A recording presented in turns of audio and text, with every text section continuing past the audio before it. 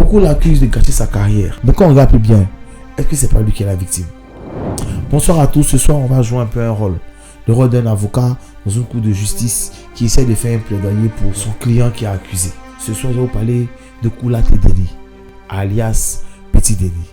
Celui qu'on accuse de tous les noms, mais dont on reconnaît le talent. Nous sommes en 1976 à Tabou, au sud-ouest de la Côte d'Ivoire. Et là-bas, une jeune dame est enceinte de son jeune chéri. Et cet enfant-là, à l'âge de 2 ans, elle sera contente de le laisser à Abidjan sur un oncle. Et cet enfant-là va donc être élevé dans la rue, un peu seul. Et en cas de CM2, le mal est déjà fait. Cet enfant a déjà touché à la drogue et va arrêter les cours définitivement. Malgré tout, il va se trouver un refuge virtuel, le Voyant. Ces animations faciles qu'on fait dans les anniversaires, les mariages et même dans les funérailles. Avec ses amis, ils vont remporter plusieurs concours de Voyant, dont le concours de Podium 95. Mais ces problèmes avec la drogue font que c'est quelqu'un avec qui on n'a pas trop envie de se faire voir. Voilà pourquoi, lorsque ses amis produiront leur premier album, lui, il n'en fera pas partie. Néanmoins, en 1996, il va sortir son premier album Tournoi avec le fameux titre Zibo Bolo.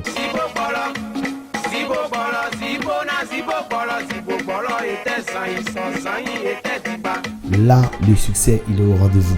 Après, il va enchaîner avec Mon Bessé, avec aussi un autre album En toute sécurité, où il y a le titre Insécurité. Mama oh mama, mama oh Abidjan, mama oh mama, l'insécurité va nous dire.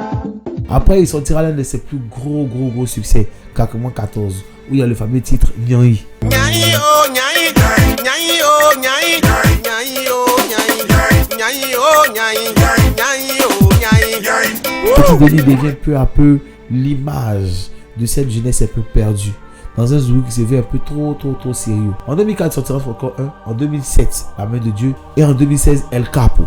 Et il va même faire son palais de la culture en novembre 2006, devant près de 7000 personnes, dans une salle qui ne pouvait contenir que 4000. Denko, c'est l'homme.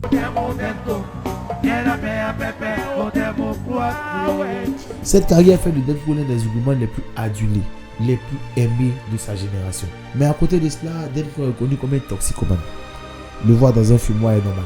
Pour un puriste, le voir en live est un supplice, parce qu'il ne termine pas ses morceaux, il est un peu désorganisé. Mais pour un public qui raffole de ses inspirations, voyez, Denko doit rester tel qu'il est.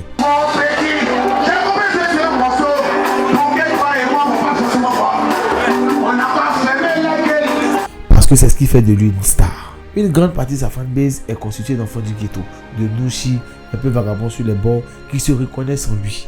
Comme quoi, dans tous ces Zoulous sérieux, il fallait qu'il ait un parmi eux qui ressemble à toute cette jeunesse un peu perdue. Et chercher à changer l'artiste lui ferait perdre une grande partie de sa fanbase. Il va donc multiplier le cul, les désintox, les frasques, mais le peuple va toujours lui pardonner parce qu'on l'a connu comme ça et on l'aime comme ça.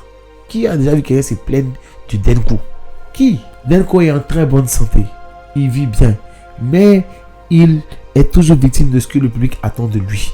Il a 48 ans, mais on l'appelle toujours l'enfant terrible parce que on est habitué à le voir toujours jeune, à le voir comme le petit Denis. Et quand une icône de la jeunesse comme Arafat dit que c'est Denko qui l'a inspiré, vous voulez que qui se permette de venir attaquer l'idole de leur idole?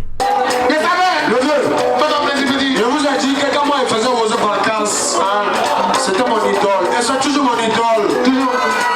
Aujourd'hui, aujourd'hui, moi, Denko, c'est le reflet de notre côté sombre, notre côté bad, notre côté un peu nouchi.